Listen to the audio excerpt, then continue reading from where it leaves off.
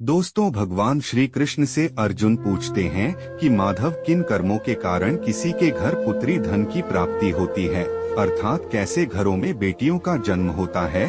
तब श्री कृष्ण ने अर्जुन से कहते हैं, हे पार्थ, अगर किसी के घर बैठे ही भाग्य अच्छे होते हैं तो बिटिया सौभाग्य से, और जो भी स्त्री या पुरुष अपने पूर्व जन्म में पुण्य कार्य वर्जित किए होते हैं उन्हें ही एक बेटी के माता पिता होने का सौभाग्य प्राप्त होता है।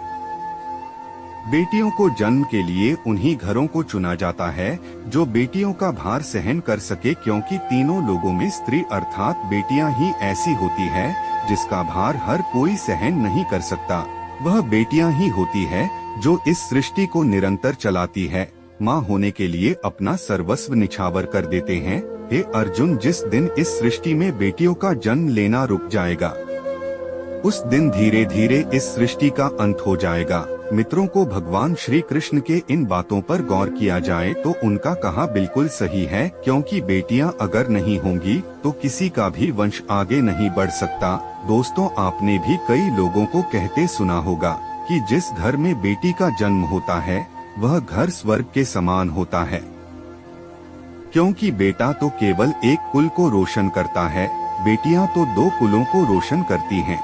माता पिता के घर वह बेटी के रूप में अपने उत्तरदायित्व का निर्वहन करती है, तो ससुराल आकर एक बहू के रूप में सारे कर्तव्यों का पालन करती है।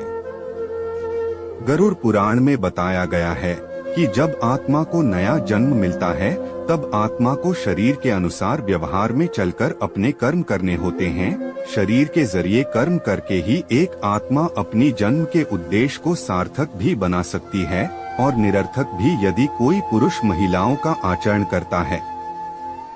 स्वभाव में महिलाओं वाले याद ले आता है या वही काम करना चाहता है जो एक महिला को करना चाहिए, तो ऐसे ही पुरुषों का आत्मा स्त्री का शरीर धारण करती है। वही गरुड़ पुराण में बताया गया है, यदि कोई व्यक्ति मृत्यु के अंतिम चरण में किसी स्त्री को याद करते हुए प्राण त्याग करता है तो वह अगले जन्म स्त्री के रूप में जन्म लेता है।